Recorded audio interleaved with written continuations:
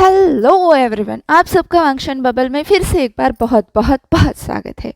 और आज मैं इज़ान वर्स फीस्ट के लिए एक न्यू फैन फिक्शन लेकर आई हूँ। इस फैन फिक्शन का थीम है फैंटेसी और ये मंथ जनवरी के लिए होने वाला है। तो चलिए इस फैन फिक्शन को शुरू करते हैं। फैन फिक्शन की शुरुआत में हमें एक पेड़ पर बैठे दो चिड़ियों को दिखाया जाता है, जिसमें एक चिड़िया दूसरी चिड़िया से कह रही थी, जानती हो सखी, एक होता है प्यार और दूसरा होता है प्यार के लिए सब कुछ त्याग देना। पहली चिड़िया ने कहा, हाँ, एक होता है प्यार और दूसरा होता है प्यार का इंतज़ार। फिर पहली चिड़िया ने कहा, हाँ, एक होता है प्यार और दूसरा होता है प्यार के लिए पागलपन। दोनों चिड़िया ऐसे ही बात कर रही थी, मानो बकवास कर रही थी, बस प्यार के बारे में बोल रही थी। ज़रूरी नहीं था कि उनकी बातों का कोई मतलब हो। एक चिड़िया कह रही थी, एक होता है प्यार और दूसरा होता है कुर्बानी। फिर पहली चिड़िया कह रही थी, हाँ, एक होता है प्यार और दूसरा होता है प्यार की निशानी। उस पेड़ के नीचे बैठा एक बच्चा बस उन दो चिड़ियों की चहचहाट सुन रहा था। उसे ऐसा लग रहा था कि ये सब क्या बकवास चल रही है। चिड़िया ऐसे ही चहचहाते हुए कुछ कुछ ऐसी बातें बताने लगी, जिससे वो लड़का उनकी बातों की तरफ क्यूरियस हो गया और उनकी बातें ध्यान से सुनने लगा। चिड़िया कहने लगी, प्यार हो तो ऐसा हो कि अपने प्यार के लिए कोई जान भी दे दे। दूसरी चिड़िया ने कहा, हाँ, प्यार हो तो ऐसा हो, आपको पता हो आपके पास कभी ना ख़त्म होने वाली ज़िंदगी पड़ी है, फिर भी आप अपने प्यार को अपने हाथों से खो देते हो, जबकि आपको पता है आप अपने प्यार को चुन सकते हो, उसके साथ रह सकते हो। बाहर में जाए दुनिया, दुनिया का क्या करना है। फिर पहली चिड़िया ने कहा, हाँ, प्यार हो तो ऐसा हो, बस प्यार की आंखों में देखकर ही आप पूरी दुनिया को भूल जाओ। प्यार हो तो ऐसा हो कि प्यार के लिए आप सब कुछ छोड़ने को तैयार हो जाओ, अपनी दुनिया, अपनी शक्तियाँ, अपनी पहचान, यहाँ तक कि अपना शरीर भी, अपनी मौजूदगी भी। क्या कोई ऐसा प्यार कर सकता है? दूसरी चिड़िया ने कहा, हाँ, क्यों नहीं, कर सकता है, किया तो है। उस पेड़ के नीचे बैठा छोटा सा 3-4 साल का बच्चा ये सारी बातें सुन रहा था। फिर वो जैसे तैसे करके उस पेड़ के ऊपर चढ़ा और उस चिड़िया के घोंसले के पास जाकर बैठकर उनकी तरफ देखते हुए बोला, मुझे भी सुनाओ, मुझे भी सुनाओ, क्या बातें कर रहे हो तुम लोग? तो उस चिड़िया ने कहा, हाँ राजकुमार, आपको ऐसी बातें नहीं सुननी चाहिए, ये बातें बड़ों की होती है। तो उस बच्चे ने कहा, नहीं, मुझे भी सुनना है, मुझे भी जानना है, बाबा कहानी सुनाते हैं, बड़ी प्यारी होती है, तुम भी सुनाओ, फिर आज रात मैं बाबा को कहानी सुनाऊंगा।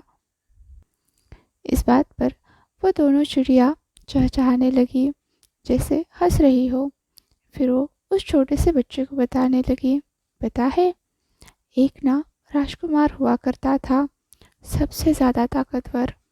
फिर उसे एक ऐसे लड़के से प्यार हुआ जो कि दूसरी दुनिया में रहता था, वो भी बहुत ताकतवर था। पर पता है, पहले राजकुमार ने तो धोखा किया, लेकिन दूसरे राजकुमार ने सच्चा प्यार किया। वो अपनी दुनिया छोड़कर आया, एक आम जिंदगी जीने लगा। पर पहले राजकुमार को इतने से तसल्ली न हुई, उसने उस दूसरे राजकुमार का सब कुछ छीन लिया, उसकी पहचान भी, उसकी ज़िंदगी भी। फिर भी दूसरा राजकुमार हंसते हंसते सब कुछ कुर्बान कर गया अपने प्यार के लिए, और फिर बस अपने प्यार की निशानी छोड़ कर गया। प्यार की निशानी, प्यार की निशानी करते हुए वो बच्चा तालियां बजाकर हंसने लगा। उसे लगा आज उसने बहुत कुछ नया जान लिया है, बहुत कुछ ऐसा जो वो अपने बाबा को बता सकता है। फिर उसने उस चिड़िया से अलविदा कहकर अपने महल की तरफ रुख किया। वो छोटे छोटे नन्हे नन्हे कदमों से बगीचे के कुछ फूल तोड़ते हुए, कहीं झरने में पैर गीले करते हुए, कहीं मुलायम घास पर चलते हुए, कहीं कुछ फल तोड़ते हुए अपने महल की तरफ जाने लगा। वैसे कह नहीं सकते कि ये महल है, ये तो उनका छोटा सा प्यारा सा घर है जहाँ पर वो और उसके बाबा रहते हैं। पर घर में जो उसके शुभू रहते हैं वो उसे हमेशा राजकुमार कह के बुलाते हैं। हालांकि उसके बाबा ने शुभू से कहा भी था कि इसे राजकुमार ना बुलाए, इसे इसके नाम से बुलाए, वांगची। लेकिन वो शिफू तो उसे हमेशा राजकुमार ही कहकर बुलाते हैं, चाहे उसे जितने समझाने की कोशिश करे। और कहते हैं कि ये घर नहीं, एक महल है। सामने वाला बागीचा जिसे बाबा ने और शिफू ने खुद तैयार किया है, वो बागीचा भी छोटा नहीं है, वो इमॉर्टल गार्डन है, इमॉर्टल गार्डन है जिसमें बहुत सारी औषधि है। फिर वो घास के तिनके तोड़कर कहते हैं कि ये ऐसी औषधि है, ये वैसी औषधि है। शिफू तो पागल है, ऐसा वांगजी का सोचना था, क्योंकि वो सब तो एक जैसे ही थे, कोई पौधा अलग था ही नहीं। लेकिन वो शिफू थे कि वो कुछ भी बकवास किए जाते थे। हाँ, वांगजी के बाबा को हमेशा काम पर जाना पड़ता था, फिर वांगजी के साथ बस शिफू ही रहते थे, इसलिए वांगजी हर वक्त अपने शिफू के आसपास ही रहता था। हाँ, उसने ये भी देखा था कि यहाँ पर सारी चीज़ें वांगजी का कैसे ख्याल रखती है। अगर कोई फूल वांगजी को चाहिए तो वो डाल अपने आप ही झुककर वांगजी के करीब आती है। कोई जानवर, कोई खरगोश वांगजी को पसंद आए तो वो खरगोश खेलता हुआ, दौड़ता हुआ वांगजी के पास आएगा, उसके पास बैठेगा। कोई बिल्ली वांगजी को पसंद आएगी तो वो भी खुद से आकर वांगजी के पास बैठेगी। वांगजी सबसे बातें करता है, सबकी बातें समझ सकता है, बस अपने शिफू के छोड़कर उनकी बातें वांगजी की समझ में ही नहीं आती। वांगजी को पता है उसके घर में उसके बाबा, वो और शिफू तीन ही लोग रहते हैं, बाकी सारे तो जानवर है, फल फूल वाले पौधे हैं। लेकिन शिफू कहते हैं कि यहाँ बहुत सारे लोग हैं, ये बहुत बड़ा महल है। पता नहीं वो ऐसा क्यों कहते हैं। पहले तो वांगजी को बहुत सारी बातें समझ में नहीं आती थी। बाबा शिफू को डांटते थे और फिर शिफू चुप हो जाते थे और फिर भूल जाते थे। फिर से वांगजी के साथ वही बातें करते थे। पर अब वांगजी समझदार हो गया है, वह बड़ा हो गया है, तो वो अपने शिफू को समझाता है कि शिफू ऐसे नहीं होता, यहाँ पर बहुत सारे लोग नहीं हैं, यहाँ पर ये सारे पौधे हैं, ये सारे इमॉर्टल गार्डन के नहीं हैं, ये आम से पौधे हैं। जैसे वो बाहर सबके घरों के बाहर देखता है। हाँ, वांगजी के आस पड़ोस में बहुत सारे लोग रहते हैं, सबके घरों के बाहर बहुत सारे ऐसे ही पौधे हैं। वांगजी कभी कभी उन बच्चों से भी बात करता है। बाबा से कहता है कि वो उनसे मिलने जाना चाहता है। बस बाबा ये कहकर, बाद में जाएंगे कहकर टाल देते हैं। इसे टालना ही कहते हैं, ऐसा शिफू कहते हैं। वांगजी कहता है कि वो अपने दोस्तों से मिलने जाएगा, जिनसे वो फेंस के ऊपर से बात करता है। लेकिन बाबा कहते हैं कि जब वो बड़ा हो जाएगा तब वो उनसे मिलने जा सकता है, वो अभी नहीं मिलने जा सकता, क्योंकि वांगजी बहुत छोटा है और वो यहाँ से बहुत दूर चला गया तो गुम हो जाएगा। और बाबा नहीं चाहते कि वांगजी गुम हो, इसलिए वांगजी आंगन में खेलता है, तालाब में खेलता है, बगीचे में खेलता है और पशु पक्षियों के साथ खेलता है, जिनके साथ खेलने की वांगजी को इजाज़त है। वांगजी प्यारा बच्चा है। ये सब सोचते हुए कहते हुए वांगजी अपने घर की तरफ जा रहा था अपने शुभू को बताने के लिए कि आज उसने नई कहानी सुनी प्यार की, और फिर वो रात को बाबा को भी ये कहानी सुनाएगा। क्या कहा था उन्होंने? प्यार प्यार होता है कुर्बानी दो राजकुमारों की, एक राजकुमार की जो अपना राज्य छोड़कर आया दूसरे राजकुमार के लिए। हाँ, वांगजी को कहानी भी याद नहीं आ रही थी। उसने कहा कि वो शुफू से पूछेगा। फिर वो जल्दी जल्दी दौड़ते हुए अंदर चला गया। उसने कहा, शुफू शुफू शुफू कहाँ हो आप? दूसरी तरफ से एक काले कपड़े पहने हुआ आदमी दौड़ता हुआ बाहर की तरफ आया। उसने आटे से अपने आप को पूरी तरह से कवर कर लिया था, जिसे देखकर वांगजी पहले तो सहम गया। फिर उसे जब पता चला कि ये उसके शुफू ही है तो वो ज़ोर ज़ोर से हंसने लगा। उस सामने वाले बंदे ने कहा, क्या हुआ राजकुमार, आप इतने ज़ोर से चिल्लाए? वांगजी ने कहा, पर आप ये सफ़ेद सफ़ेद आटे से क्यों नहाए हो? तो उसके शुफू ने कहा, वो मैं डर गया था वांगजी, तुम इतनी ज़ोर से चिल्लाए कि मैं तुरंत दौड़ता हुआ आया। वांगजी ने कहा, पर आपने आटा तो खराब कर दिया, फिर हम रात को खाएंगे क्या? शुभू ने कहा, कोई बात नहीं वांगजी, मैं आटा फिर से बना दूंगा। वांगजी ने कहा, अच्छा ठीक है। फिर शुभू ने पूछा, अच्छा वांगजी ये तो बता, तुम इतनी जल्दी जल्दी मुझे क्यों बुला रहे थे? वांगजी ने कहा, शुभू, वेनिंग शुभू, मुझे ना एक कहानी जाननी है दो राजकुमारों की। एक राजकुमार ने दूसरे राजकुमार के लिए कुर्बानी दे दी। वो अपना राज्य छोड़कर आया था। क्या आपको ये कहानी पता है? इस बात पर वो बंदा वेनिंग इधर उधर देखने लगा, क्योंकि झूठ तो उससे बोला नहीं जाता और सच भी छुपाना बहुत मुश्किल है। तो वो बस सोचने लगा कि वो अपने राजकुमार को क्या कहकर समझाए।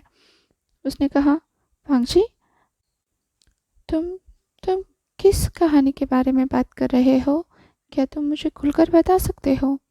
वांगजी ने कहा, हाँ, मैं उस बड़े वाले आम के पेड़ के नीचे बैठा था ना, तो वहाँ पर दो चिड़िया थी और वो कह रही थी कि प्रेम कुर्बानी होता है, प्यार प्यार की निशानी होता है। एक राजकुमार ने दूसरे राजकुमार के लिए अपना सब कुछ खो दिया और प्यार की निशानी छोड़कर चला गया। मुझे ये कहानी सुननी है शुभू, आप बताओ ना। अभी अभी सुनी है? वेनिंग ने पूछा। वांगजी ने कहा, हाँ अभी सुनी है, पर चलिए पहले ना आप खुद को साफ कर लीजिए। आपके बालों में भी आटा गिरा है, आपके गले पर ये जो काली काली रेखाएं हैं वो भी आटे की वजह से दब गई है। वैसे आप इससे खूबसूरत लग रहे हो, पर चलिए पहले नहा लेते हैं, उसके बाद आप मुझे कहानी सुनाइएगा। वेनिंग ने तुरंत सर हिलाकर हाँ कह दिया और फिर वांगजी वेनिंग का हाथ पकड़कर उसे तालाब की तरफ ले जाने लगा वेनिंग को नहलाने के लिए। फिर जब तक वेनिंग नहा रहा था, वांगजी वेनिंग का एक लौता रोब वहाँ पर लेकर आया। इधर वेनिंग नहाकर अपने रोब्स बदलकर वांगजी के सामने आया तो वांगजी ने कहा, शुफू अब बताओ, आप जो कहानी बता रहे थे। वेनिंग ने कहा, हाँ कहानी, उस कहानी में ना एक राजकुमार था, बहुत ताकतवर। उसके पिता ने उससे कहा कि उसे दूर देश के एक राजा को मार कर आना है, तभी वो अपने राज्य का असली वारिस कहलाएगा। तो वो राजकुमार वहाँ चला गया और फिर उसका मन बदला। उसे ऐसा लगा कि उसे उसी राज्य में रहना चाहिए, पर उसके पिता को बड़ा गुस्सा आया तो उसने उस राजकुमार को बंदी बना लिया। लेकिन तब तक राजकुमार वहाँ के राजकुमार से प्यार करने लगा था। तो वहाँ का राजकुमार आया और उसने पहले वाले राजकुमार से कहा कि तुम चाहो तो मेरी जान ले लो, लेकिन अपने आप को बचा लो, क्योंकि मैं तुमसे बहुत प्यार करता हूँ। तो उस पहले वाले राजकुमार ने ना चाहते हुए भी दूसरे राजकुमार की जान ले ली, और फिर वो पहला वाला राजकुमार राजा बन गया। और फिर उनके प्यार की निशानी हुई जो दूसरा राजकुमार पहले राजकुमार के हाथों में सौंप कर चला गया, हमेशा हमेशा के लिए। वांगजी ने कहा, ओहो शुभो, उनके नाम तो होंगे कुछ, आप मुझे नाम तो बताओ। किसके नाम जानने हैं बेटा? पीछे से किसी की आवाज़ आई। तो वांगजी चहकते हुए पीछे की तरफ मुड़ा। बाबा कहते हुए वो दौड़कर जाकर उस आदमी से लिपट गया। वो कोई और नहीं, उसके पिता थे, तांगसान, जो अपने साथ वांगजी के लिए कुछ खिलौने भी लेकर आए थे, जिन्हें देखकर वांगजी पूरी तरह से भूल गया कि वो अपने पिता से कुछ कहने भी वाला था। ऊपर से वेनिंग ने वो सारा आटा फैला कर रखा था। तांगसान तो बस वेनिंग को डांटते हुए उन सब कामों में ही लग गए। वांगजी का किसी को ध्यान ही नहीं रहा। इधर वांगजी अपने पिता के लाए हुए नए टॉय से खेलने लगा। खेलते खेलते उसे वहाँ पर एक तितली मिल गई, और उसने उस तितली को हमेशा की तरह पकड़ना चाहा। हाँ, तांगसान हमेशा वांगजी के लिए ऐसी तितलियाँ लाता ही रहता है जिससे, और वो बहुत जादुई होती है, वो गायब हो जाती है वांगजी के अंदर उसके हाथों में, पता नहीं कैसे। समय बीतता गया और वांगजी धीरे धीरे बड़ा होता गया। हर बार जब भी तांगसान वांगजी से मिलने आता, वो उसके लिए कुछ न कुछ लेकर आता, और उन सब के बीच में वांगजी को हमेशा किसी अजीब अजीब रंग की तितली मिलती, और वो तितली वांगजी के अंदर समा जाती। उसे तो पता ही नहीं था कि ये सब क्या है, बस उसे इतना पता होता कि वो तितली बहुत प्यारी होती है, और फिर वो वांगजी के अंदर समा जाती है। ऐसे ही वांगजी बड़ा होता गया। धीरे धीरे उसके दिमाग में बहुत सारे सवाल आने लगे, जैसे कि वो यहाँ से बाहर क्यों नहीं जा सकता, वो अपने दोस्तों से बात तो कर सकता है, लेकिन उसके पिता ने कभी भी उसे यहाँ से बाहर जाने से मना कर दिया है। ऐसा क्यों? जबकि उसके पिता उसके छोटे होते हुए बार बार उससे मिलने आते थे, लेकिन आजकल बहुत बहुत समय के बाद आते हैं, कभी कभी तो साल में बस एक बार। वांगजी लगभग 15 साल का हो चुका है, और टीनेजर वांगजी को अभी बहुत सारे सवाल सताने लगे हैं। इसलिए उसने एक बार हिम्मत करके उस फेंस से दूसरी तरफ जाने की कोशिश की, और वेनिंग के हाथों पकड़ा गया। उसे बहुत डांट भी मिली, तांगसान की तरफ से, वेनिंग की तरफ से। वेनिंग तो उसके आगे गिड़गिड़ाते हुए बोला कि वो दोबारा ऐसा ना करे, वरना तो उसके पिता उसे मार डालेंगे। वांगजी थोड़ा सा सहम गया। फिर उसने वहीं पर रहकर अपनी आगे की चीज़ें करना शुरू किया। वैसे उसके पास करने के लिए कुछ होता नहीं था, वो बस दिन भर वहाँ पशुओं के साथ खेलता, किसी किसी की बातें सुनता, फल तोड़ के खाता, फूलों के साथ खेलता, झरने में खेलता, और फिर अंकल वेनिंग उसके लिए कुछ ना कुछ लाते, उसे खाना खिलाते। बस ऐसे ही दिन गुजर रहे थे। वांगजी कुछ अलग से नहीं कर रहा था, मतलब हाँ, उसके पिता उसे पढ़ाने की कोशिश करते, और वांगजी अच्छा था पढ़ाई में, बट चीज़ें बहुत अलग थी। उसके पिता उसे कल्टीवेशन सिखाने की भी कोशिश करते, और वांगजी कुछ कुछ हद तक सीखने भी लगा था, लेकिन उसकी स्पीड शायद से स्लो थी इस मामले में। फिर एक दिन ऐसा आया कि वांगजी ने फिर से उन दो चिड़ियों को बातें करते हुए सुना। पता है, एक राजकुमार था, और वो ना दूसरे राजकुमार से बहुत प्यार करता था, इतना प्यार करता था कि उसने उसके लिए जान दे दी।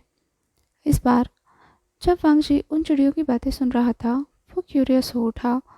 उसके दिमाग में बहुत सारे सवाल गूंजने लगे। पहले भी उसने उन चिड़ियों की बातें बार बार सुनी थी, लेकिन इस बार उसे उस कहानी में इंटरेस्ट आ रहा था।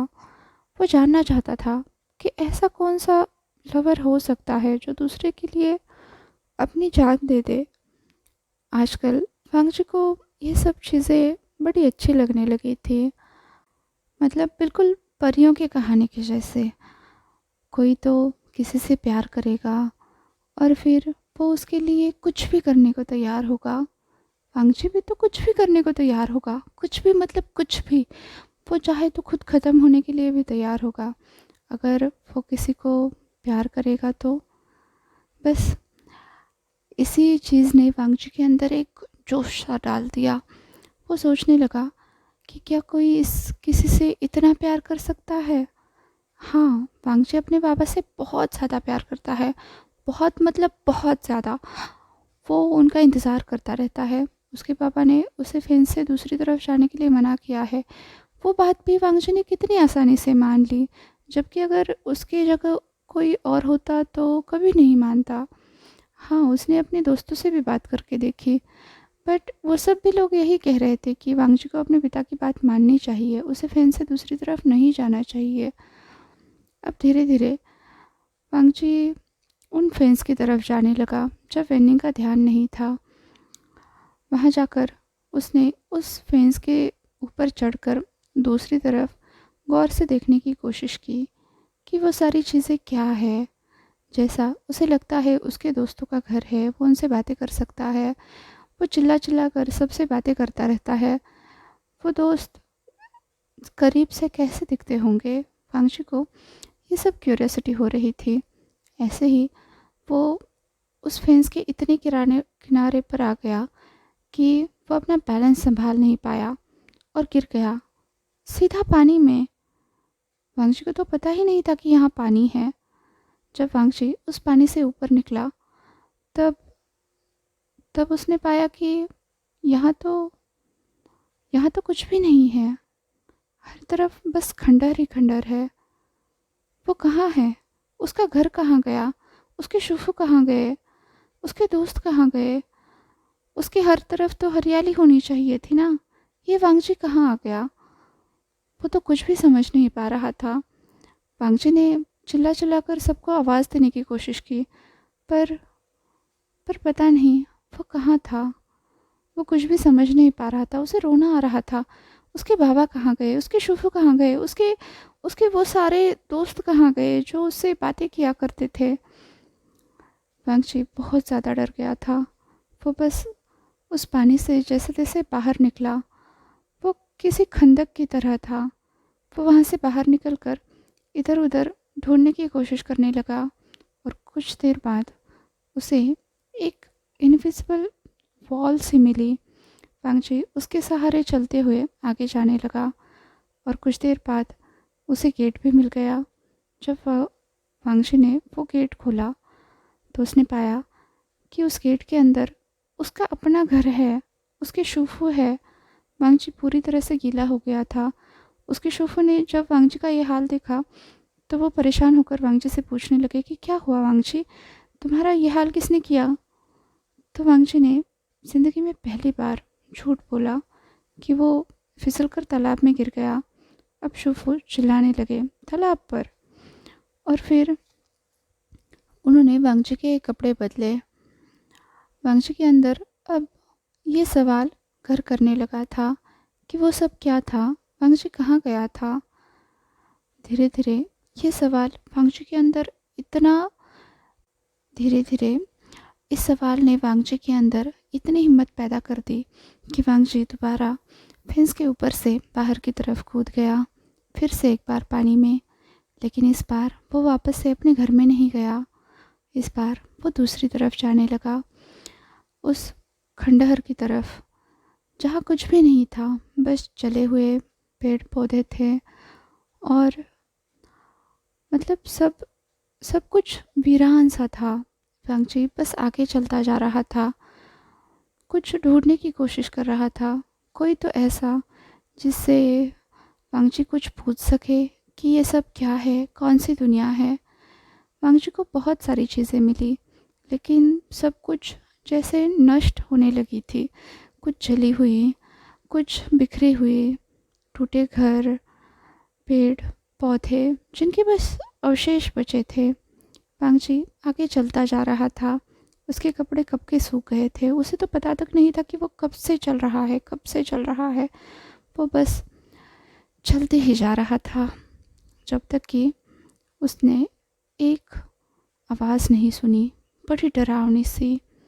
वांगजी बहुत ज़्यादा डर गया और वो कहीं छुपने के लिए जगह ढूंढने लगा, पर उसके आसपास ऐसी कोई भी जगह नहीं थी जो वांगजी को छुपा सके, क्योंकि वांगजी ग्लो कर रहा था और इस अंधेरे में ऐसे ग्लो करता हुआ पर्सन इतनी आसानी से छुप थोड़ी ही सकता है। वो बिल्कुल चांद की तरह लग रहा था। और इधर कुछ कुछ चीज़ें वांगजी को परेशान करने लगी, कुछ साए। वांगजी उनसे भागने की कोशिश करने लगा, पर जल्द ही वो साए वांगजी को घेरने लगे, उसके करीब आने लगे। उनमें से एक ने वांगजी का पैर पकड़ा। वांगजी डरकर नीचे गिर गया। वो चिल्लाने लगा, बाबा, बाबा मुझे बचाओ, शुफू, शुफू, शुफू कहाँ हो आप? देखो देखो, ये सब मुझे मुझे डर लग रहा है, ये लोग मुझे परेशान कर रहे हैं। पर जैसे ही उन सायों ने वांगजी को टच किया, वो वो जैसे चिल्ला उठे, वो भाग खड़े हुए वहाँ से। इधर वांगजी ने राहत की सांस ली और फिर वो वहाँ से उठकर भागने लगा। बहुत तेज़ भागता गया, जब तक कि उसने वो पूरा वीरान इलाका पार नहीं कर दिया। दूसरी तरफ उन इलाकों को पार करने के बाद अचानक से वांगजी को समझ आया कि फिर से कुछ पेड़ पौधे दिखने लगे हैं। वांगजी जब वहाँ से बाहर की तरफ निकला तो उसने किसी ऐसी जगह पर खुद को पाया जहाँ पर बहुत सारे लोग थे, मतलब दूर थे लेकिन आवाज़ें आ रही थी। कोई ऐसी चीज़ जैसे मार्केट हो, बहुत सारे लोग बहुत ज़्यादा शोर कर रहे थे। वांगजी को ऐसा लग रहा था कि जैसे झगड़ा हो रहा है। हाँ, इस चीज़ का मीनिंग तो वांगजी को पता नहीं था, पर उसे ऐसा लग रहा था कि बहुत सारे लोग बातें कर रहे हैं और बहुत तेज़ तेज़ बातें कर रहे हैं। तो वो सहम सा गया, फिर भी वो आगे बढ़ता रहा। उसे जानना था कि ये सब क्या है और क्यों है। तो वो बस आगे बढ़ता रहा। तभी किसी ने उसे आवाज़ लगा दी, हे तुम, ये पकड़ो। ये कहते हुए किसी ने वांगजी की तरफ कुछ फेंका और वांगजी ने तुरंत उस चीज़ को पकड़ लिया। तो उसने अपने हाथ में एक फल पाया। दूसरी तरफ से एक बंदा आ रहा था हंसते हुए, जिसकी मुस्कुराहट देखकर ही वांगजी बिल्कुल चौंक कर उसकी तरफ देखने लगा। तो उस बंदे ने कहा, चलो तुम भी खा लो। वांगजी अब अपने हाथ के उस फल की तरफ देखने लगा। वो चीज़ अलग थी, मतलब जैसी चीज़ें वांगजी खाता था, जिन्हें वो फल कहता था, वो तो कुछ अलग चीज़ें हुआ करती थी। चमकने वाली, रेंगने वाली, भागने वाली। वांगजी दौड़कर उनके पास जाता और उन्हें उठाकर खा लेता। वो फल होते हैं। ये चीज़ तो हिल भी नहीं रही है। वांगजी समझ नहीं पा रहा था कि ये क्या है। उसने तो हमेशा पेड़ों पर फल देखे थे और ये फल शायद मर गया लगता है, वांगजी सोच रहा था। इधर वो आदमी वांगजी के पास आते हुए कह रहा था, खा लो भी, तुम्हें भूख नहीं लगी है? तो वांगजी ने कहा, लगता है ये मर गया। तो उस लड़के ने कहा, मर गया? क्या तुम्हारे यहाँ के फल भी जिंदा होते हैं? तो वांगजी ने कहा, हाँ, फल फल फल पंख फैलाते हैं और उनमें सबसे प्यारी होती है तितली। वो तो हाथ में आते ही गायब होती है। वो लड़का अब वांगजी की तरफ देखकर ज़ोर ज़ोर से हंसने लगा। उसने कहा, पता नहीं तुम कौन सी दुनिया से आए हो, लेकिन हमारे यहाँ के फल मरे हुए ही होते हैं, तो तुम्हें मरा हुआ फल ही खाना पड़ेगा। अब वांगजी ने अपना मुंह बनाया और फिर वो उस फल को धीरे से अपने मुंह के पास ले गया और जैसे ही उसने अपने दांत उस चीज़ में गड़ाए, उसे एक तेज झटका सा लगा। ये चीज़ बड़ी अलग थी, बड़ी सच में अलग, मतलब जैसे जैसे उसे तेज झटका सा लगा हो, एक बिजली सी दौड़ गई हो उसके शरीर में। वांगजी ने वो झटके से उस फल को अपने से अलग किया, मुँह से अलग किया, हाथ में पकड़ा। तो उस सामने वाले लड़के ने कहा, अरे तुमने खाया नहीं क्या? तुम्हें ये पसंद नहीं आया? ये तो यहाँ का सबसे अच्छा फल है। तो वांगजी ने कहा, ये अजीब है, इसे ताकत नहीं मिल रही। उस लड़के ने कहा, अरे इसे ताकत मिलेगी जब ये तुम्हारे पेट में जाएगा, लो अब खा लो। वांगजी ने अब उस सामने वाले इंसान की तरफ देखा। हंस रहा था वो, बहुत खूबसूरत भी था और प्यारा था। प्यारी चीज़ें अच्छी होती है। वांगजी ने अपने दिल में ये बात दोहराई और फिर वो उस बंदे के दिए हुए उस फल को खाने लगा, मरे हुए फल को खाने लगा, जो उसे बाद में जाके पेट में जाके एनर्जी देगा। तो वांगजी ने चुपचाप से वो फल खा लिया। वो अजीब था, लेकिन उसका टेस्ट वांगजी को बहुत अच्छा लगा। जब वो ख़त्म हुआ तो वांगजी ने फिर से अपना हाथ आगे किया, जैसे वो एक और फल मांग रहा हो। तो सामने वाले लड़के ने कहा, अरे तुम तो बड़े अजीब निकले, तुम्हें ये इतना पसंद आया कि तुम्हें एक और चाहिए? तो वांगजी ने बस अपना सर हिलाया। तो उस लड़के ने एक और फल निकाल कर वांगजी के हाथ में दे दिया। वांगजी ने वो फल भी देखते ही देखते ख़त्म कर दिया और फिर ये सिलसिला चलता रहा जब तक कि वांगजी का मन नहीं भरता। बाद में जाके उस लड़के ने वांगजी से पूछा, अच्छा ये तो बताओ तुम्हारा नाम क्या है? वांगजी। वांगजी ने जवाब दिया। तो उस लड़के ने कहा, अच्छा मेरा नाम विंग है, वैसे तुम यहाँ क्या कर रहे हो? वांगजी ने कहा, पता नहीं। विंग ने कहा, अरे तो तुम्हारे बाबा कौन है? अब वांगजी विंग को समझाने लगा कि उसके बाबा ऐसे हैं जिनके बड़े बड़े सींग है, वो उनके रोब्स हिलते रहते हैं और उनके हाथ ऐसे बहुत लंबे लंबे हैं। वो समझाने की कोशिश कर रहा था, लेकिन विंग को कुछ भी समझ नहीं आ रहा था। उसने हंसते हुए कहा, कहीं तुम किसी राक्षस की तो बात नहीं कर रहे? वांगजी इस बात पर कंफ्यूज हो गया, क्योंकि उसे पता नहीं था कि राक्षस क्या होता है। विंग ने कहा, अच्छा छोड़ो, जाने दो। उसे लगा कि वांगजी कोई बेचारा सा लड़का होगा जिसे किसी ने कहीं बंद करके रखा होगा, कुछ ऐसे ही, जिसे दुनियादारी की समझ ना हो। वैसे भी वांगजी छोटा सा तो दिख रहा था। हाँ, इस दुनिया में कुछ लोग बहुत चालाक होते हैं और कुछ लोग बिल्कुल भोले भाले होते हैं, जैसे गुलाम। तो उसे लग रहा था कि वांगजी कहीं कोई गुलाम तो नहीं है, क्योंकि वांगजी के कपड़े काफ़ी मैले हुए थे। तो विंग ने कहा, चलो फिर हम तुम्हारे तुम्हारे लिए पहले तुम्हारा हुलिया ठीक करते हैं। वांगजी ने हुलिया इस शब्द को गौर से सुना और समझने की कोशिश करने लगा कि ये गगा किस बारे में बात कर रहे हैं। फिर वो उस गगा के साथ चलने लगा। अब विंग उसे बहुत सारी बातें करने लगा, उसे बहुत सारी चीज़ें समझाने लगा और वांगजी भी जैसे जैसे विंग कह रहा है वैसे वैसे सारी चीज़ें करने लगा। विंग ने कहा, पता नहीं क्यों मैं तुम्हें अपने साथ लेकर घूम रहा हूँ। वांगजी ने कहा, क्या मतलब? विंग ने कहा, मतलब तुम गुम हो गए हो, मुझे तो तुम्हारे घर का पता पूछना चाहिए। वांगजी ने कहा, वो तो मुझे नहीं पता। विंग ने कहा, कुछ तो पता होगा तुम्हारे माता पिता के बारे में, किसी के बारे में। तो वांगजी ने कहा, मेरे पास एक शुफू है और एक बाबा है। बाबा बहुत बहुत दिन बाद आते हैं और फिर शुफू होते हैं, वो मुझे खाना देते हैं और फिर मैं फल खाता हूँ और पशुओं से बातें करता हूँ। विंग समझ गया कि इसका एक स्क्रू ढीला है, इससे ज़्यादा बात करने का कोई मतलब नहीं है। तो वो बस वांगजी को अपने साथ साथ लेकर चलने लगा। उसे लगा थोड़ी बहुत मस्ती करने के बाद वांगजी अपने आप ही लौट जाएगा और वो अपने काम पर फोकस कर सकेगा। लेकिन वांगजी तो बड़ा चिपकू निकला, वो उसने विंग का साथ ही नहीं छोड़ा। इनफैक्ट जब रात को विंग ब्रोथल की तरफ निकला तब भी वांगजी उसके साथ साथ ही चलने लगा। विंग ने कहा, देखो ये जगह बच्चों के लिए नहीं है, तो तुम अपने लिए कोई और जगह ढूंढ लो। तो वांगजी ने कहा, कोई और जगह कहाँ मिलेगी? विंग ने कहा, क्या तुम किसी को भी नहीं जानते? मतलब कोई तो होगा, तुम्हारी माँ। वांगजी ने कहा, माँ? मेरा कोई माँ नहीं है। विंग ने कहा, मेरा नहीं मेरी होता है, क्या तुम्हारी कोई माँ नहीं है? अब उसे समझ आया कि वांगजी किसी शुफू के पास रहता है और वो बंदा बहुत बुरा होगा जिसने वांगजी को कुछ भी नहीं सिखाया, बस नौकर बना के रखा है।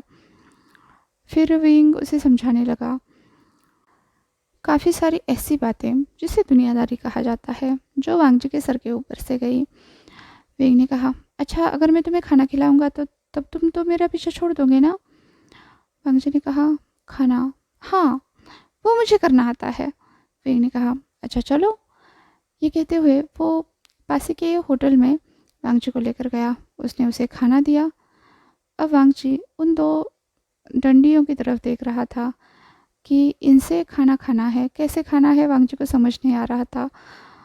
तो विंग ने कहा, इसे ऐसे पकड़ो और ऐसे खाना खाओ।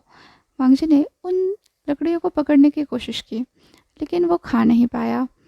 अब विंग ने उसे एक एक निवाला करके खिलाना शुरू किया। वो समझ गया यह लड़का पूरा का पूरा बुद्धू है, इसे कुछ भी नहीं हो सकता। फिर उसे बुरा भी लग रहा था क्योंकि उसे अपना काम भी तो करना था और वो इस लड़के को छोड़ भी नहीं सकता। तो उसने बस एक होटल का कमरा लिया और उसमें वांगजी को बिठा कर कहा, मैं कुछ देर में आता हूँ, तुम यहीं रुको। फिर विंग चला गया और वांगजी वहीं रुककर विंग का इंतज़ार करने लगा। विंग देर रात वापस आया। जब आया तो बहुत उदास सा लग रहा था, फ्रस्ट्रेटेड सा। वांगजी ने तब तक वांगजी जगा हुआ था। वांगजी ने आते ही विंग से पूछा, काका आपका काम हो गया? विंग ने कहा, नहीं अभी नहीं। वांगजी ने कहा, कैसा काम करते हो आप? तो विंग ने कहा, "अम, मैं तुम्हें बता नहीं सकता, ठीक है? अभी अभी तुम ऐसा करो, तुम आराम करो, सो जाओ।" वांगजी ने कहा, ठीक है। फिर वो बेड पर जाकर लेट गया और आंखें बंद कर ली। विंग ने कहा, वैसे तुम क्या कर रहे थे? पर उसे कोई भी रिस्पॉन्स नहीं मिला। वांगजी बिल्कुल रोबोट की तरह बटन मतलब स्विच ऑफ होके चुप पड़ा था। तो विंग ने कहा, अरे ये तो सो भी गया। अगली सुबह दोनों की वापस से ऐसे ही हुई। वांगजी नींद से उठा और फिर आंखें मलते हुए कहने लगा, शुफू मुझे पानी चाहिए, शुफू नहाना है, शुफू ये करना है, शुफू वो करना है। और विंग इधर फ्रस्ट्रेट होकर वांगजी की तरफ ही देखे जा रहा था। मतलब यार इस बंदे को थोड़ी भी शर्म नहीं है, ये विंग के भरोसे पल रहा है लेकिन उससे ही काम करवा जा रहा है। विंग ने आखिरकार फ्रस्ट्रेट होते हुए वांगजी से कहा, देखो अगर तुम्हें मेरे साथ रहना है तो तुम्हें भी कुछ काम करना होगा। वांगजी ने कहा, पर मुझे तो काम करना आता ही नहीं। विंग ने कहा, कोई बात नहीं, चलो मैं सिखाता हूँ। ये कहते हुए विंग वांगजी को लेकर वहाँ से चला गया। दोनों मार्केट प्लेस में आए और वांगजी ने कहा, हाँ ये जगह तो मैंने देखी है, पर यहाँ पर कौन सा काम करना है? विंग ने कहा, तुम्हें बस यहाँ खड़े रहना है और आते जाते हुए लोगों को देखना है। वांगजी ने कहा, ठीक है। फिर वो एक पेड़ के सहारे खड़ा हुआ और आते जाते हुए लोगों को देखने लगा। कुछ देर बाद विंग ने आकर पूछा, अच्छा तुमने क्या देखा? तो वांगजी ने सारी चीज़ें डिटेल में बता दी, जैसे कौन कहाँ किधर जा रहा था, क्या कर रहा था। विंग ने कहा, ये लड़का तो बहुत शार्प है, उसे तो जैसे खजाना मिल गया था। अब विंग वांगजी को ट्रेन करने लगा, लोगों के हाव भाव देखते हुए, उन्हें पहचानते हुए, जिस तरह से वो चल रहे हैं, जिस तरह से बात कर रहे हैं, उस तरह से वो वांगजी को उन्हें निहारने के लिए ट्रेन करने लगा, जिससे विंग को वो पर्सन मिल जाए जिसे वो ढूंढ रहा है। ऐसे करते करते काफ़ी सारा टाइम बीत गया, मतलब लगभग 1 महीने से वांगजी और विंग साथ में ही थे। विंग हर रात अपने काम पर निकल जाता और फिर देर रात लौटता फ्रस्ट्रेट होकर। और वांगजी उससे पूछता, गगा क्या आज रात आपको वो इंसान मिला जिसे आप ढूंढ रहे थे? नहीं, विंग ने कहा। वांगजी ने कहा, वैसे आप किसको ढूंढ रहे हो? विंग ने कहा, अरे मुझे ना ऐसा इंसान चाहिए जिसके अंदर बहुत सारी ताकत हो। वांगजी ने कहा, अच्छा क्या मैं भी आपके साथ ढूंढने में आपकी मदद करूं? मतलब अगर हम दोनों ढूंढेंगे तो हमें ऐसा इंसान जल्दी से मिलेगा ना? विंग ने कहा, ये तो और भी बढ़िया बात है, चलो तुम भी ढूंढने की कोशिश करो। अगली रात विंग वांगजी को अपने साथ लेकर गया और फिर वांगजी देखने लगा कि विंग क्या करता है। उस रात विंग एक लड़की के साथ आया था और वो उसी वीरान जंगल की तरफ चले गए, जहाँ जाकर वो लड़की थोड़ा सा रोमांटिक होने की कोशिश करने लगी।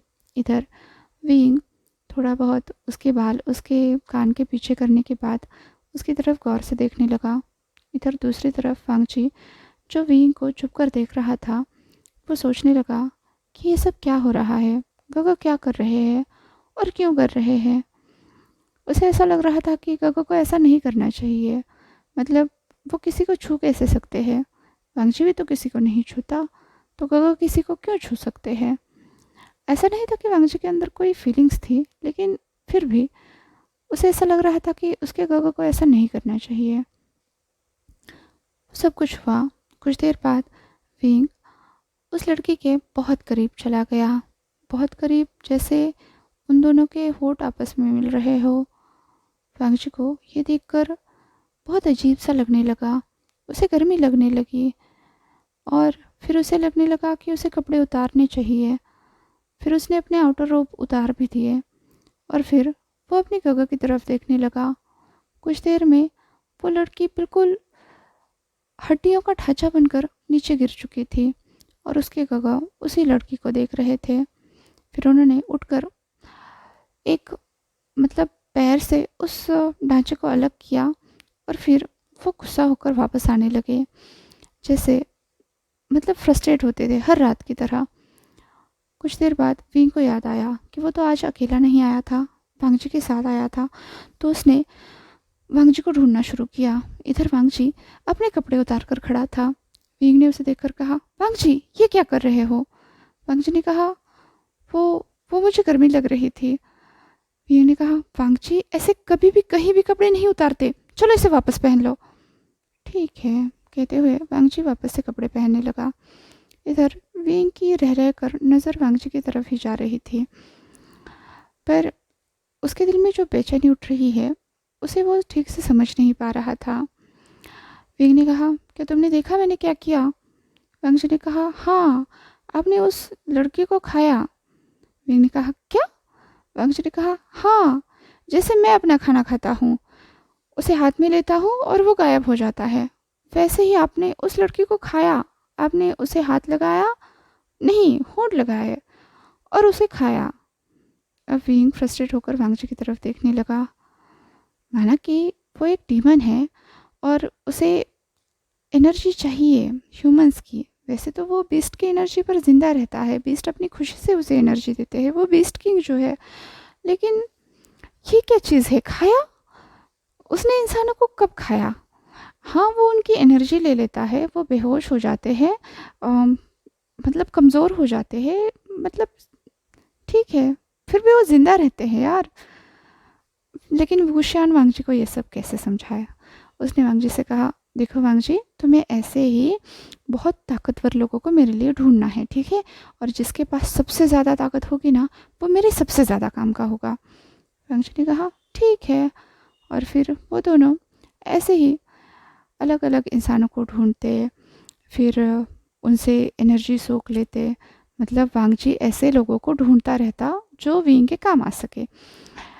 विंग उसके लिए एक फरिश्ते से कम नहीं था, जिसने अनजान जगह पर उसकी मदद की थी और वांगजी को सही गलत का एहसास भी नहीं था, तो वो बस वही करता जो विंग उससे करने के लिए कहता। ऐसा बहुत टाइम बीत गया, लगभग 2-3 साल से दोनों साथ में ही थे। वांगजी अब बिल्कुल अडल्ट हो चुका था, मतलब 18 साल का नौजवान बन चुका था। और इधर विंग, वो आज भी अपने उस स्पेशल पर्सन को ढूंढ रहा था, मतलब ज़्यादा एनर्जी वाले पर्सन को ढूंढ रहा था। वो शहर शहर घूमते रहे, बहुत सारा समय बीत गया। एक शहर में वो ज़्यादा दिनों तक रह नहीं पाते थे, क्योंकि फिर लोगों को शक होने लगता था। ऐसे अचानक से कोई बंदा कमज़ोर हो जाए, फिर तो उसे शक होगा ही होगा, चाहे विंग उसकी यादें मिटा दे, वांगजी को पूरी दुनिया से छुपा कर रखे, फिर भी वो दोनों ज़्यादा देर तक छुप तो नहीं सकते थे। तो वो शहर शहर बदलते रहते थे। ऐसे ही घूमते घूमते वो एक सिटी में आ गए, जहाँ पर उन्हें एक गंजा मिला, जिसके सर पर बाल ही नहीं थे। और उसके अंदर बहुत सारी एनर्जी है। ये बात वांगजी को पता चल गई। तो वांगजी ने तुरंत विंग को खबर कर दी कि उन्हें एक ऐसा लड़का मिला है जिसके सर पर बाल नहीं है और उसने अलग से कपड़े पहन के रखे हैं और उसके अंदर बहुत सारी एनर्जी है। तो विंग तुरंत उस लड़के के पीछे पीछे चला गया, उसे बातें करने लगा और फिर बहला फुसला कर उसने उसे एक तरफ, मतलब एक वीरान जगह पर लेकर गया उसकी एनर्जी सोखने के लिए। पता नहीं क्यों वो लड़का, शायद से उसे भनक लग गई कि विंग कुछ तो संदेहपूर्ण इंसान है, तो वो विंग को विरोध करने लगा। उसने अपनी पूरी एनर्जी विंग के हवाले नहीं की। तो इस चक्कर में विंग की मदद करने के लिए वांगजी को भी आगे रहना पड़ा और वांगजी ने एक बड़ी सी लकड़ी लेकर उस बंदे के सर पे दे मारा। तो वो बस अपने हाथ पैर मारता हुआ वही गिर गया। विंग ने चौंक कर वांगजी की तरफ देखा, पूरे शौक में। ये तुमने क्या कर दिया? विंग चिल्लाकर वांगजी से कहने लगा। वांगजी ने कहा, वो बहुत हाथ पैर मार रहा था। विंग ने कहा कि इसका मतलब तुम उसे मार डालोगे? वांगजी ने कहा, मैंने उसे मार नहीं डाला है, मैंने बस ये लाठी मारी है उसके सर पर, ये मर नहीं जाएगा। विंग ने कहा, खून, इसके सर से खून आने लगा है। वांगजी ने कहा, बात तो ऐसे कर रहे हो जैसे तुम उनकी एनर्जी नहीं सोखते हो, उनको बिल्कुल हड्डियों का ढांचा बनाकर छोड़ देते हो। पता नहीं वो जिंदा भी बचते हैं या नहीं, लेकिन अभी मुझ पर चिल्ला रहे हो। वांगजी ने मुंह बनाया तो विंग ने कहा, अच्छा अच्छा ठीक है, चलो पहले देखो तो ये सही तो है ना। अब वांगजी और विंग उस आदमी की जांच करने लगे और जांच करते करते वांगजी का ध्यान उस लड़के के कंधे पर गया जहाँ पर एक बटरफ्लाई बनी हुई थी। वांगजी ने कहा, तितली। विंग ने कहा, इस वक्त तुम्हें तितली सूझ रही है?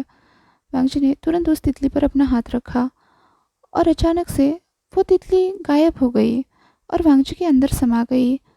और वो जो इंसान था वो भी जैसे हवा हो गया, डस्ट हो गया। विंग शॉक होकर वांगजी की तरफ देखने लगा। अभी अभी उसने क्या देखा? एक पूरा का पूरा इंसान डस्ट हो गया और वांगजी ने एक तितली सोख ली। ये क्या चीज़ है, उसे समझ नहीं आ रहा। तो उसने अब वांगजी को, मतलब तितली सोखने के बाद जो वांगजी की हालत हो गई थी, मतलब वो अनकॉन्शियस सा हो गया था, उसने काफ़ी टाइम से ऐसे तितली सोखी नहीं थी, तो शायद से ये ज़्यादा पावरफुल भी थी, तो वांगजी अनकॉन्शियस हो गया। विंग पूरा शौक में वांगजी को उसी तरह से उठाकर वापस से अपने उस होटल में ले गया जहाँ पर वो और वांगजी रहा करते थे। फिर जब वांगजी होश में आया, विंग ने उससे पूछा, ये सब क्या था? वांगजी ने कहा, मुझे बहुत समय बाद खाना मिला। विंग ने कहा, क्या ये तुम्हारा खाना होता है? तितली, इंसान, तुमने एक इंसान को डस्ट बना दिया, धूल बना दिया, कैसे? वांगजी ने कहा, कैसे क्या? वो तितली थी, वो मेरा खाना है।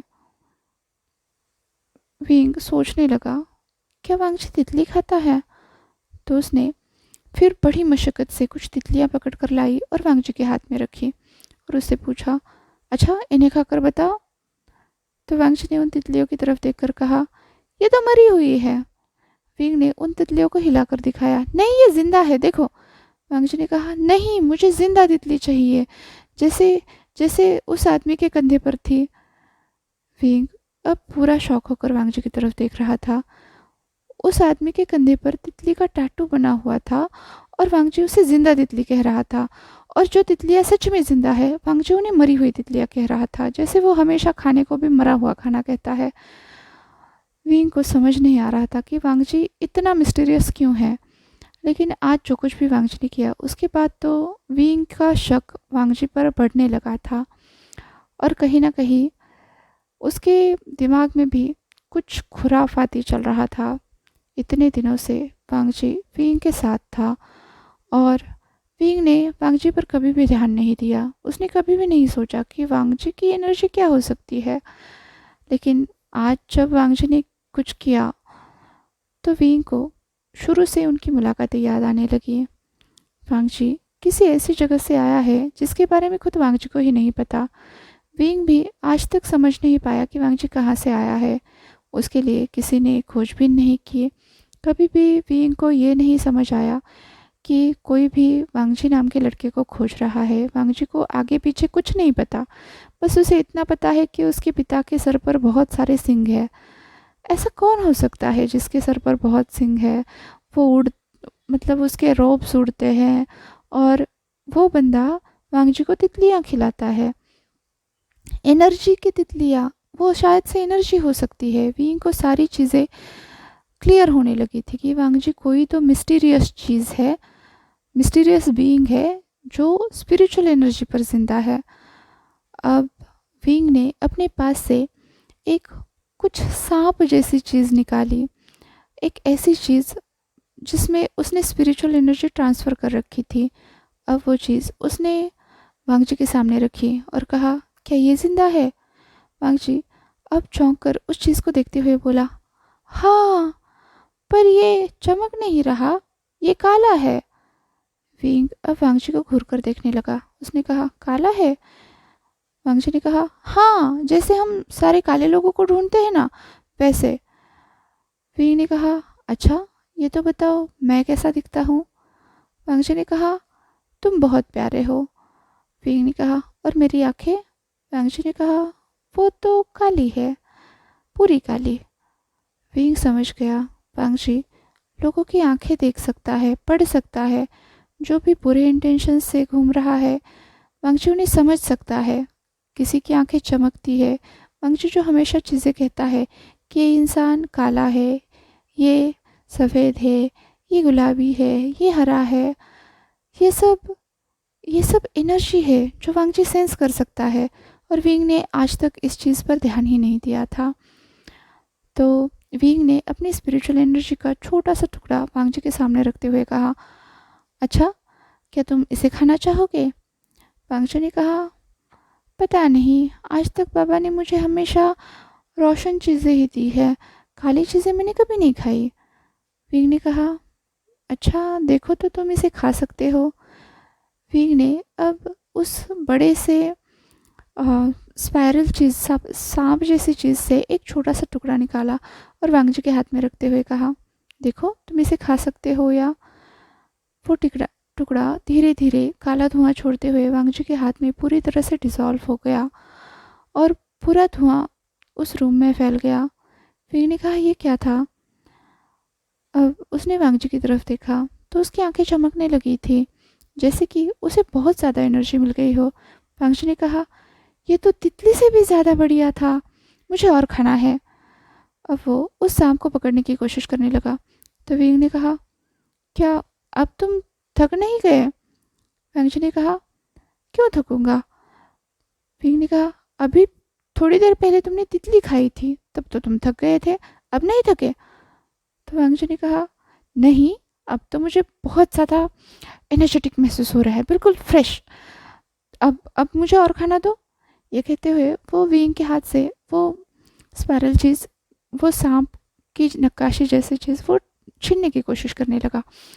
तो विंग उसे और ऊपर पकड़ने की कोशिश करने लगा और वांगजी उसके करीब जाकर मतलब कूदते हुए उस चीज़ को छीनने की कोशिश करने लगा।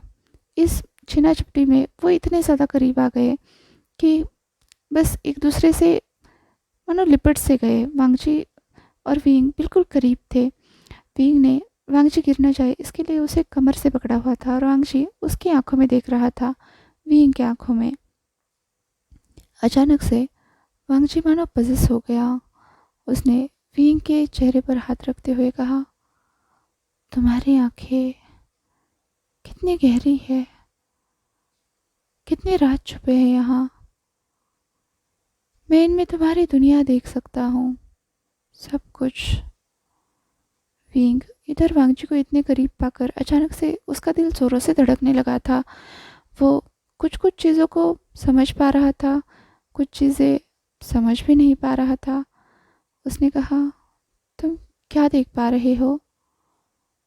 तो वांगजी ने कहा, एक एक स्टैचू है, उसका दिल नहीं है, और तुम देख रहे हो उसे, और फिर और फिर विंग ने कहा, नहीं, बस बस बहुत हो गया। कहते हुए उसने अपनी नज़रें फेर ली। वांगजी ने कहा, विंग, वो क्या था? विंग ने कहा, वांगजी, ये तुम्हारे काम की चीज़ नहीं है। लो, तुम्हें तुम्हें ये खानी है ना, इसे ले लो। कहते हुए विंग ने वो सांप वांगजी के हाथ में पकड़ा दिया और वांगजी अचानक से इतनी ज़्यादा एनर्जी देखकर बिल्कुल पागल सा हो गया। मतलब वो उसे एब्जॉर्ब करने लगा पूरी तरह से। वो चीज़ वांगजी के हाथ में पूरी तरह से डिसॉल्व हो गई और अचानक से वांगजी के पंख निकल आए। बिल्कुल वांगजी ज़मीन से ऊपर उठ गया और विंग उसे देखकर चौंकते हुए बोला, वांगजी, ये सब क्या है? वांगजी ने कहा, इसीलिए तो मैं तितली खाता हूँ, ताकि मेरे पंख निकले। अब वो पंख बिल्कुल गोल्डन शाइन कर रहे थे, ब्लैक और गोल्डन कलर में। विंग ने कहा, लेकिन इनका रंग काला क्यों है? वांगजी ने कहा, शायद उस टुकड़े की वजह से जो तुमने मुझे खिलाया है। अचानक से वांगजी उड़ते हुए कहीं किसी तरफ खींचा चला जाने लगा। तो विंग ने कहा, वांगजी, ये क्या हो रहा है? वांगजी ने कहा, विंग, विंग, बचाओ मुझे, ये ये मैं कहाँ जा रहा हूँ? अब विंग भी तुरंत संभल गया और उसने वांगजी के पीछे पीछे उसकी तरफ उड़ते हुए जाने की कोशिश करने लगा। वांगजी एक तरफ मतलब पूरा खींचता चला गया और विंग उसके पीछे पीछे उसको पकड़ने की कोशिश करते हुए वो भी उसके पीछे पीछे चलने लगा, उड़ने लगा। कुछ देर बाद उसने विंग का हाथ भी पकड़ लिया और वो दोनों टेलीपोर्ट होकर विंग की दुनिया में आ गए, डीमंस की दुनिया, जहाँ हर तरफ बस तबाही तबाही थी। क्यों थी किसी को नहीं पता। बस दूर एक महल था जहाँ पर शायद से विंग रहता था, क्योंकि वांगजी उसी तरफ खिंचा चला जा रहा था और विंग भी अब फुल स्पीड से वांगजी के साथ साथ उड़ रहा था। उड़ते हुए वांगजी ने विंग की तरफ देखकर कहा, ये सब क्या है? विंग ने कहा, शायद से तुम भी कोई लॉस्ट डीमन हो, इसलिए यहाँ पर आए हो। अब वो दोनों फुल स्पीड में उड़ते हुए किसी गुफा की तरफ जाने लगे, उस महल से पीछे। तो वांगजी ने कहा, हम कहाँ जा रहे हैं? विंग ने कहा, कहीं तुम मेरे एंसेस्टर्स में से तो नहीं हो? वांगजी ने कहा, तुम्हारे एंसेस्टर्स, वो कौन है? विंग ने कहा, शायद से तुम तुम उसी के जैसे हो। वांगजी ने कहा, किसके जैसे? विंग ने कहा, शेयुन। शेयुन, ये कौन है? वांगजी ने पूछा। तो विंग ने कहा, वो वो मेरे एंसेस्टर्स में से एक थे। उन्होंने प्यार के लिए अपनी जान दे दी। प्यार, प्यार, वांगजी दोहराने लगा। उसे ऐसा लगने लगा कि ये चीज़ उसने सुनी है। तब उसे याद आया, उसे कितनी सारी चीज़ें बातें करती थी। वो गिलेरिया, वो वो चिड़िया, वो वो सारी चीज़ें उसे बातें करती थी प्यार के बारे में। और किसी शोयुन ने प्यार के लिए अपनी जान दे दी। अब वांगजी भी विंग का हाथ पकड़कर उसी तरफ तेज़ी से उड़ने लगा, उस प्यार को ढूंढने के लिए, शयन को ढूंढने के लिए। कुछ ही देर में वो उसी केव में पहुँचे जहाँ पर शयन का स्टैचू रखा हुआ था। एक्चुअली वहाँ पर विंग के सारे एंसेस्टर्स के स्टैचूज थे। वहाँ पहुँचते ही विंग ने वांगजी को कवर कर लिया, उसकी प्रेजेंस छुपा दी किसी तरह से, कोई तलिस्मान से। और फिर उसने वांगजी से कहा, मेरे एंसेस्टर्स हॉल में किसी को आने की इजाज़त नहीं है और तुम यहाँ पर ऐसे स्ट्रेस पैसिंग करोगे तो अच्छा नहीं लगेगा। तो ऐसा करो, तुम छुप जाओ, ठीक है? वांगजी ने अपने गगा की बात पूरे दिल से मान ली और वो छुप गया उस तलिस्मान को पकड़े हुए। इधर विंग अपने पास से वैसे ही बहुत सारी एनर्जीज निकालने लगा जैसे कि उसने वांगजी को दी थी। वो बहुत सारी चीज़ों में थी, कोई तावीज़ों में, कोई तलिस्मान में, कोई ज्वेलरी में, बहुत सारी चीज़ें थी। विंग एक एक करके अपने पाउच से वो सारी चीज़ें निकाल रहा था और फिर उन सब से उसने कुछ बनाना शुरू किया। अपने हाथों से कुछ चिन्हें बनाते हुए उसने उन सबको मिलाकर एक चीज़ बनाई जो धड़क रही थी, एक एनर्जी बॉल की तरह, एक एक दिल की तरह वो चीज़ धड़क रही थी। वांगजी ये सब देख रहा था। विंग ने अब उस धड़कते हुए दिल को एक स्टैचू के सामने लाकर रखा और फिर वो फिर से कुछ चैंटिंग करने लगा। फिर उसने उस चीज़ को उठाकर उस सामने वाले स्टैचू के दिल में रखा। उसे लगा कि अब इससे वो स्टैचू जाग जाएगा, पर ऐसा कुछ भी नहीं हुआ। उल्टा उस स्टैचू में क्रैक्स आने लगे। तो विंग ने जल्दी से जाकर वो चीज़ निकाल ली। अब वांगजी विंग के पास आते हुए बोला, काका आप ये क्या कर रहे हो, ये चीज़ क्या है? अब विंग एक साय करता हुआ बोला, "हाँ, ये मेरे एंसेस्टर हैं, शयून, और मैंने बताया था ना इन्होंने प्यार के लिए अपनी जान दे दी थी। एक्चुअली इनका दिल यहाँ से चला गया था अपने प्यार के लिए और फिर कभी लौटा ही नहीं। तब से मैं इनका दिल ढूंढने की कोशिश कर रहा हूँ और मैंने ऐसे बहुत सारे दिल बनाकर इनको दिए हैं, लेकिन शायद से ये एनर्जी कम पड़ जाती है।" तभी उनके पीछे से ज़ोर से आवाज़ हुई और अब विंग चौंक कर पीछे की तरफ देखने लगा। वांगजी तो विंग के बिल्कुल पीछे जाकर दुबक कर छुप सा गया। विंग के पीछे उसके फादर आ गए थे। वो विंग से कहने लगे, तुम यहाँ पर क्या कर रहे हो? विंग ने कहा, कुछ नहीं, मैं बस फिर से एक बार एक नया दिल लेकर आया था। तो उसके फादर ने कहा, मैंने तुमसे कितनी बार कहा है, उसका दिल कहीं पर कैद है, वो वापस से जोड़ा नहीं जा सकता, वो बिखर गया है।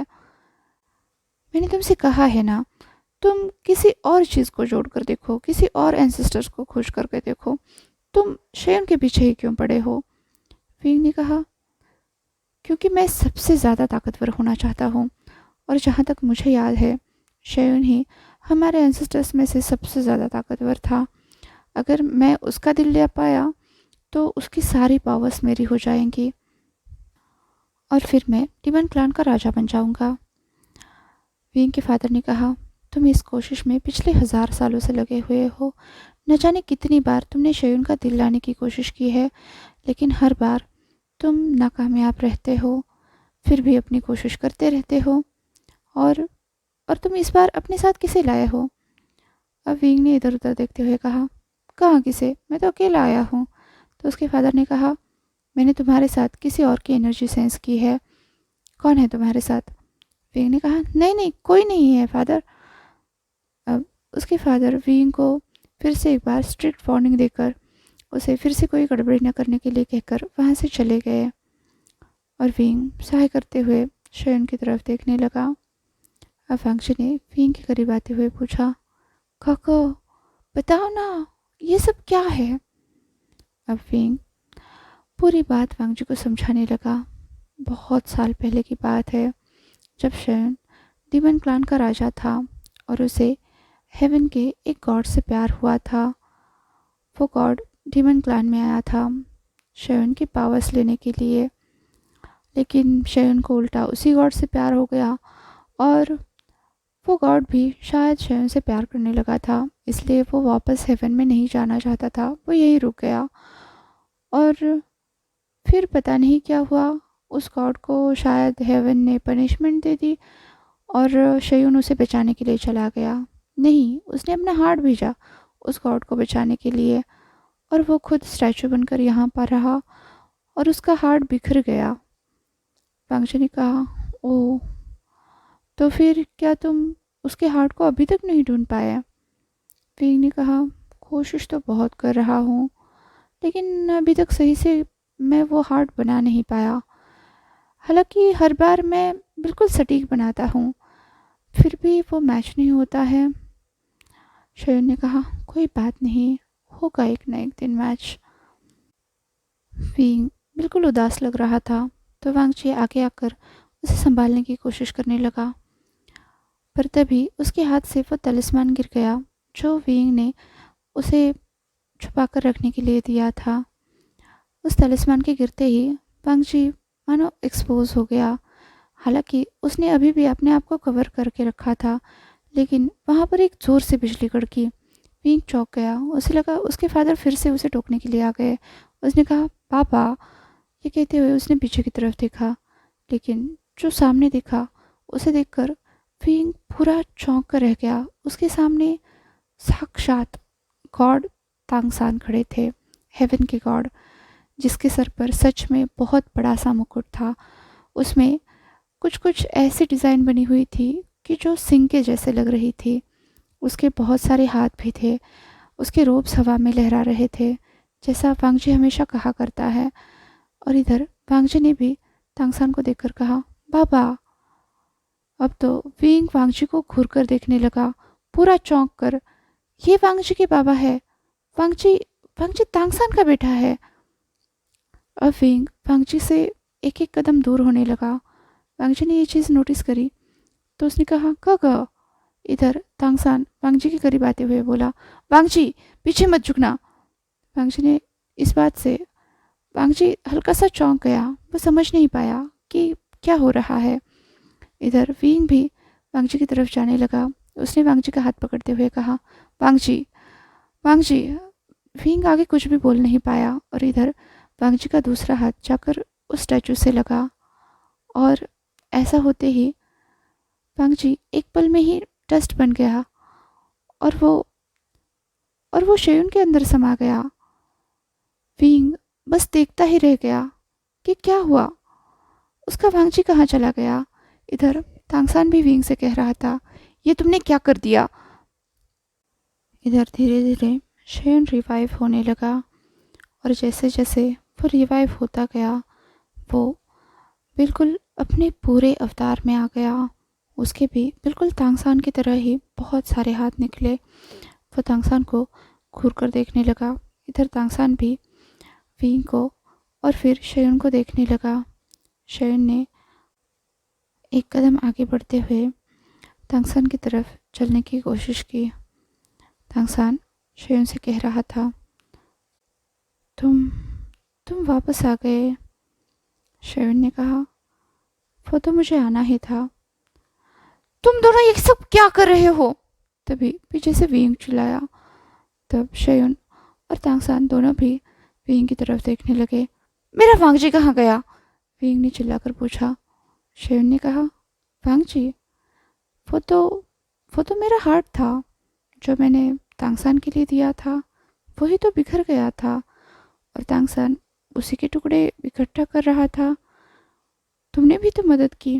विंग ने कहा, इसका मतलब वांगजी वांगजी कभी था ही नहीं। शेयुन ने कहा, हाँ, वांगजी कोई इंसान नहीं था, वो मेरा दिल था जिसे तुमने और तांगसान ने मिलकर पूरा किया और मेरे पास लाए। विंग ने कहा, ऐसा ऐसा बिल्कुल नहीं हो सकता, मुझे मेरा वांगजी चाहिए। तांगसान ने कहा, क्या। वांगजी शेयुन का दिल था। विंग ने कहा, वो मुझे नहीं पता, मुझे मेरा वांगजी चाहिए। शेयुन ने कहा, ठीक है, पर उसके आगे कहने से पहले ही तांगसान विंग के सामने आता हुआ बोला, फिर से बोलो, तुम्हें क्या चाहिए। विंग ने अब अपना स्पेयर निकालते हुए कहा, मैंने कहा मुझे मेरा वांगजी चाहिए। तांगसान के हाथ में 6 अलग अलग हथियार थे। विंग को इस बात से कोई डर नहीं था। वो स्पेयर तांगसान की तरफ देखते हुए कह रहा था, मुझे मेरा वांगजी वापस चाहिए। आप जो चाहे करो, मुझे नहीं पता, बस मुझे मेरा वांगजी वापस चाहिए। इधर तांगसान भी पूरे लड़ने के मूड में था। वो भी विंग के ऊपर बिल्कुल पूरी तैयारी के साथ गया। विंग भी कहाँ पीछे हटने वाला था। वो भी एक डीमन था।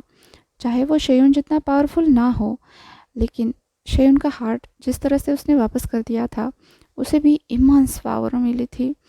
तो वो भी तांगसान से लड़ने लगा। दोनों की फाइट बहुत बुरी तरह से चलने लगी। उन्होंने वो केव तक उजाड़ दी। इधर शेयुन पीछे से सोच रहा था, वांगजी ने काफ़ी टाइम अकेले बिता दिया है, उसकी अलग से कौर बन गई है। वो चाहे तो मेरे बच्चे के रूप में जन्म ले सकता है। शेयुन चेक कर रहा था, इस कंक्लूजन पर पहुंचा था।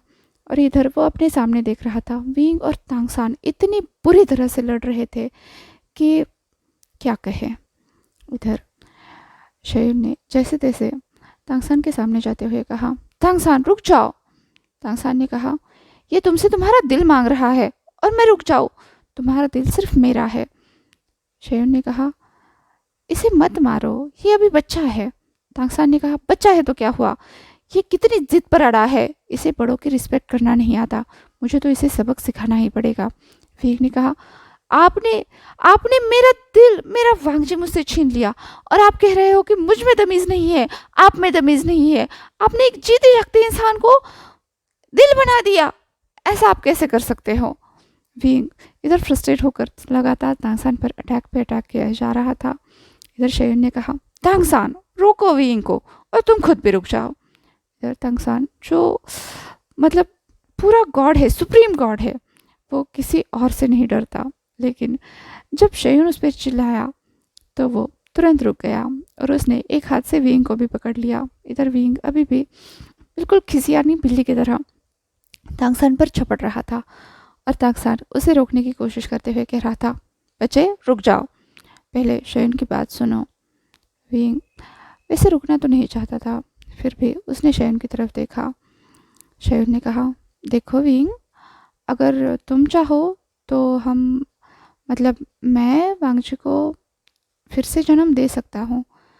विंग ने कहा, नहीं नहीं, वो फिर मेरा वांगजी कैसे रहेगा, मुझे तो अपना वाला वांगजी चाहिए जो जो पहले था।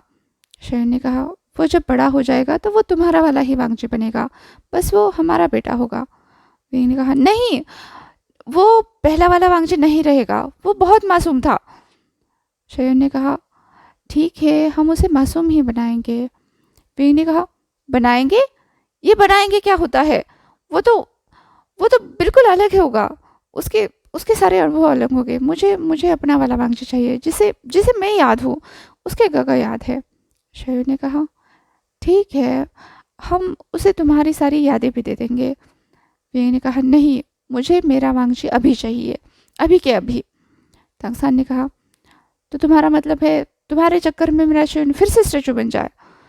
विंग ने कहा, वो मुझे नहीं पता, मुझे बस अपना वांगजी चाहिए। इस बात पर तांगसान ने मुंह बनाया। विंग उसे घूर कर देख रहा था, उसे लग रहा था कि अब तांगसान अगला वार क्या करेगा। पर तांगसान ने बस विंग को कमर से पकड़ा, उठाया और उसे निगल लिया। ये सब क्या है? विंग जोर जोर से चिल्लाते हुए कहने लगा। तांगसान ने कहा, जैसे वांगजी उसके अंदर है, वैसे ही तुम मेरे अंदर हो, और अब तुम तभी बाहर निकलोगे जब वांगजी पैदा होगा, नहीं, जब मेरा वांगजी 18 साल का होगा, और वो भी मैं तुम्हें तब बाहर निकालूंगा जब तुम उसके लिए वर्दी साबित होगे। विंग ने कहा, अजीब ज़बरदस्ती है, मुझे मुझे निगल लिया आपने। तांगसान ने कहा, हाँ, तुम्हारे लिए यही सज़ा है और यही सबसे बेहतर है। अब विंग वहाँ पर पूरा दंगल मचाने लगा, बहुत सारे हाथ पैर मारने लगा। इधर तांगसान ने डकार दी। शयून ने कहा, आपको ऐसा नहीं करना चाहिए। तांगसान ने कहा, और क्या करता, वैसे भी वो कहाँ सुनने वाला था और मुझसे उसका दर्द देखा नहीं जाता। शयून ने कहा, फिर भी उसे निगलने की क्या ज़रूरत थी? तांगसान ने कहा, कोई बात नहीं, वो सेफ है। शयून ने कहा, हाँ मुझे पता है, आपके अंदर बहुत सारा स्पेस है, आप उसे किसी न किसी डायमेंशन में कैद करके रखोगे। तांगसान ने कहा, हाँ, और उस डायमेंशन में उसके लिए बहुत सारी चुनौतियाँ होंगी। जब तक वो उन सारी चुनौतियों को पार करके बाहर निकलेगा, तब तक हमारा वांगजी भी पैदा हो जाएगा। लगता तो ऐसा ही है। शयून ने अपने पेट पर हाथ फिराते हुए कहा।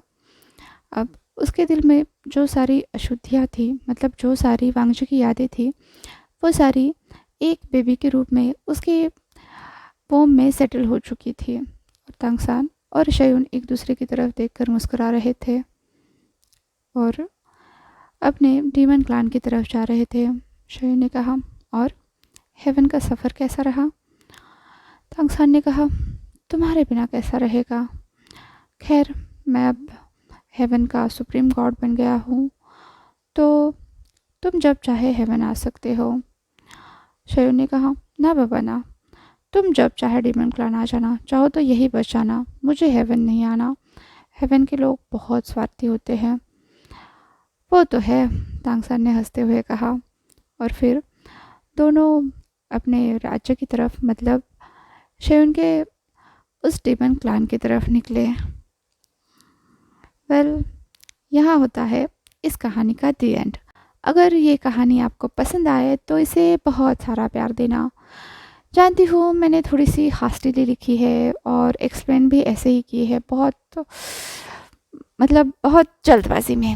फिर भी मेरे पास बस आज का दिन है। आज के बाद फिर से कुछ 4-5 दिनों के लिए मैं गायब रहने वाली हूँ, क्योंकि जनवरी में बहुत सारे फेस्टिवल होते हैं। 26 जनवरी मेरी एनिवर्सरी होती है और मकर संक्रांति।